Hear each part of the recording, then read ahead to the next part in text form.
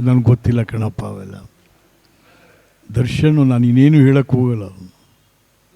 ನಮ್ಮ ನಾಡು ಕಲೆ, ಸಂಸ್ಕೃತಿ, ಸಂಗೀತ, ಸಾಹಿತ್ಯ ಇದೆಲ್ಲಕ್ಕೂ ಹೆಸರಾದಂಥದ್ದು.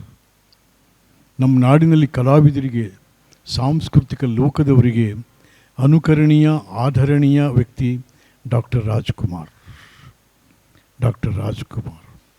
ಅವರು ನೋಡಿಕೊಂಡು ನೀವು ಕಲೀಲಿಲ್ಲ ಅಂದರೆ ಮತ್ತೆಲ್ಲಪ್ಪ ಇದು ಕತೆ. ನೋ